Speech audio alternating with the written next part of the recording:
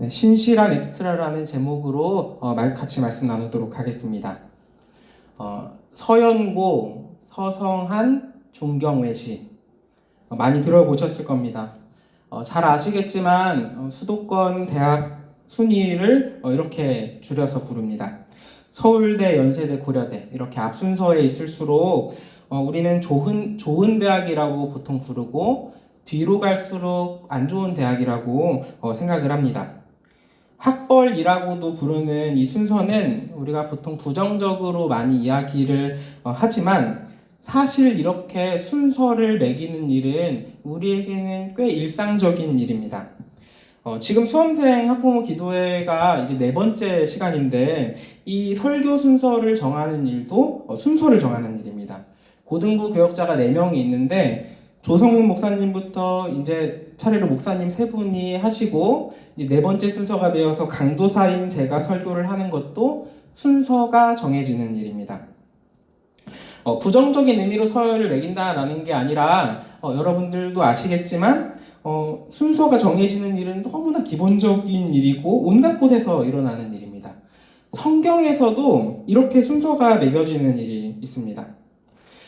다윗이 이스라엘의 왕이 되었을 때 이스라엘은 최고의 전성기를 구가하게 됩니다. 모든 위협이 되는 이방 민족을 모두 패퇴시키고 승리하였고 다윗의 아들 이제 솔로몬이 왕이 되었을 때에는 전쟁을 더 이상 생각하지 않아도 될 정도로 태평성대를 이뤘습니다. 그리고 이스라엘의 승리는 물론 하나님이 함께 하셨기 때문에 가능했던 일입니다. 그리고 하나님께서는 다윗 혼자가 아니라 함께 할 수 있는 수많은 용사들을 붙여주셨습니다. 오늘 우리가 살펴본 본문이 있는 역대상 11장과 12장에 이 명단이 나열이 되어 있습니다. 다윗을 따르는 용사들의 이름이 나열됩니다. 다윗의 군대가 어떻게 이루어져 있는지 그 구성이 어떤지에 대해서 구체적인 이야기는 없지만 역대상 11장에 나오는 그 용사들의 명단을 보면 어떻게 군대 체계가 이루어졌을지 상상해 볼 수 있습니다. 이스라엘의 맨 위에는 이제 3명의 사령관 집단이 있고 그리고 그 밑에 30명으로 이루어진 용사 집단이 있습니다. 이제 용사 집단이라고 나오는 게 우리식으로 좀 생각을 해보면 군대를 이끄는 장교라고 생각해 볼 수도 있을 것 같아요. 용사들의 서열은 대체로는 그 사람이 가진 전투력이나 업적을 가지고 그 서열을 매기게 되었습니다. 그리고 그 중에서 오늘 우리가 보려고 하는 브나야라는 사람은 5번째 이름이 있습니다. 5번째 이름이 순서대로 나오는데 5번째 있다는 것은 이제 그 위에 최소한 4명이 있다는 겁니다. 전투력이나 업적을 통해서 서열이 정해지는데 브나야의 전투력이나 업적은 4명보다는 못하다라고 생각할 수 있습니다. 그런데 오늘 본문의 앞뒤를 조금만 살펴보면 브나야에 대한 설명이 사실은 조금 다른 사람들보다 길게 표현되어 있다는 것을 알 수가 있습니다. 브나야의 앞에 나오는 4명에 대한 기록은 단독적인 조명이 길어야 2구절인데 반해 브나야는 4구절이나 나오고 있어요. 꽤 깁니다. 그리고 브나야 뒤로 나오는 사람은 이제 누구인지는 누구의 아들 누구 이렇게까지만 나오고 그 업적이 하나도 나오지 않습니다. 그러니까 만약에 수험생 학부모 기도회 주보가 있어서 여러분들이 받아보셨는데 이제 사역자들 이름이 딱 써 있으면 이제 조성문 목사님, 임요셉 목사님, 서정동 목사님 이렇게 써 있고 그 다음에 제 이름이 나오는데 제 이름이 하나님을 사랑하고 학생들에게 사랑하려고 전하는 안산동산교회 고등부의 빛나는 사역자 송주영 강도사 이렇게 적혀 있는 겁니다. 이 기본 이상한 일이죠. 분명 브나야는 1등 가는 업적을 가진 사람이 아니었습니다. 근데 성경은 브나야에게 가장 많은 분량을 할애해서 그 업적을 설명하고 있습니다. 브나야의 업적은 이제 3가지가 나오는데요. 오늘 모두 보지는 않을 테고 23절에 나오는 3번째 업적에만 좀 집중을 해서 보려고 합니다. 키가 5규빗인 키가 큰 애굽 사람을 죽인 일입니다. 두꺼운 배틀채 같은 창을 든 애굽 사람에게 막대기 하나만 가지고 다가가서 애굽 사람의 손에서 그 창을 빼앗아서 그 창으로 애굽 사람을 죽인 일입니다. 그런데 이 사건을 보면은 우리에게 아주 친숙한 이야기가 하나 떠오르게 됩니다. 뭔가 비슷한 이야기가 떠오르죠. 분하야가 모시는 왕인 다윗의 어린 시절 이야기가 떠오릅니다. 다윗과 골리앗의 이야기예요. 제가 사무엘상 17장에 나오는 다윗과 골리앗의 이야기를 조금씩 읽을 텐데 23절과 함께 비교해 가면서 보면 좋을 것 같습니다. 사무엘상 17장 4절입니다. 블레셋 사람들의 진영에서 싸움을 도두는 자가 왔는데 그의 이름은 골리앗이요 가드 사람이라. 그의 키는 6규빗 한 뼘이요.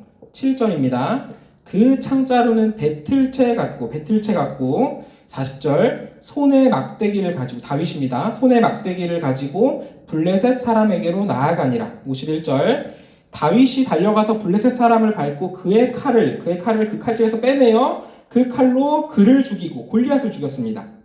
자, 분하야의 업적과 다윗의 업적을 다윗이 골리앗과의 싸움을 보면은 이 모든 업적이 그대로 오마주가 되어 있다라는 것을 알 수 있습니다.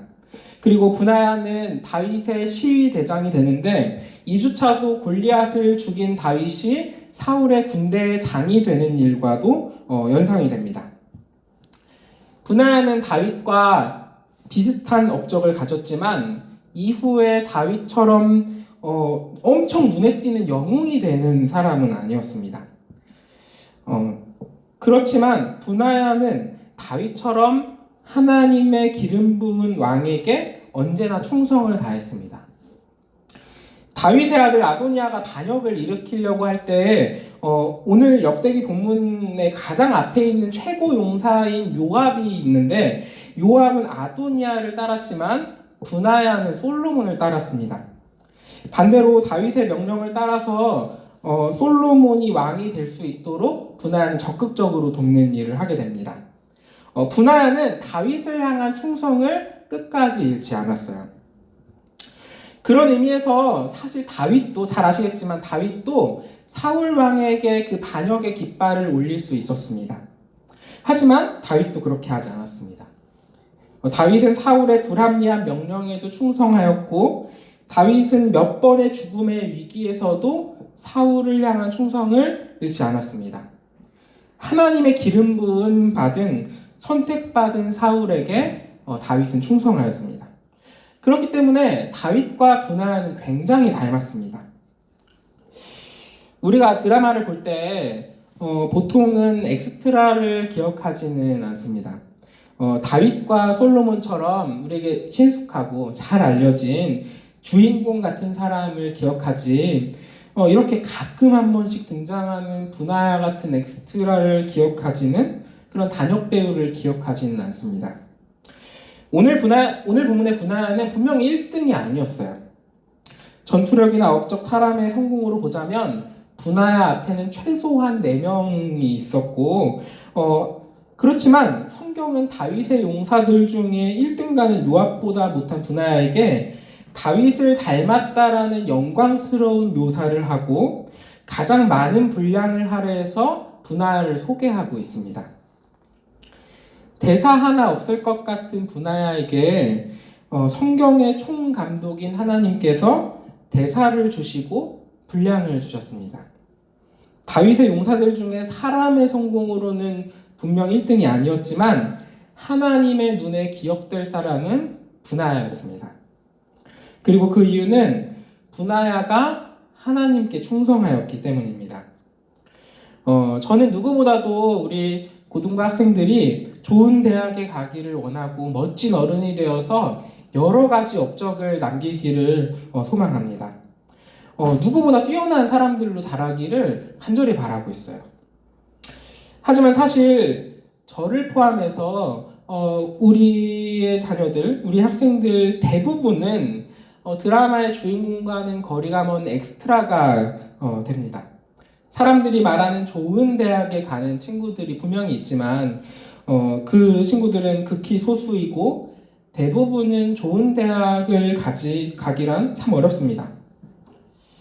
최고의 능력은 사실은 우리와 참 거리가 먼 이야기입니다.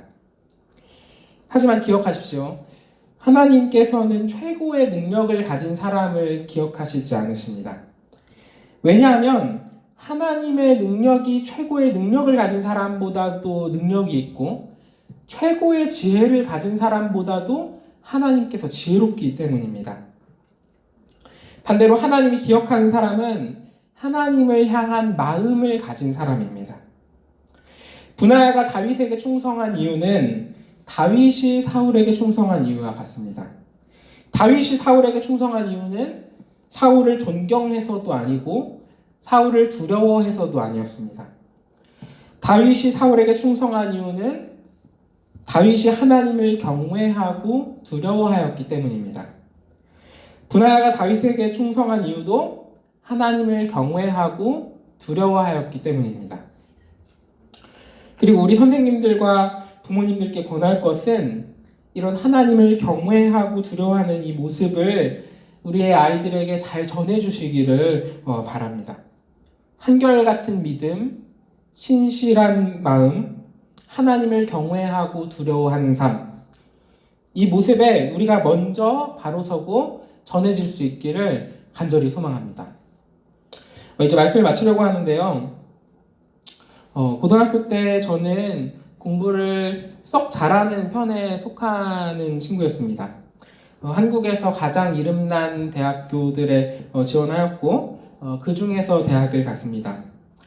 하지만 그럼에도 불구하고 저의 고3 시절은 제 인생의 가장 어둡고 불행했던 불안의 연속이 있던 시기였습니다.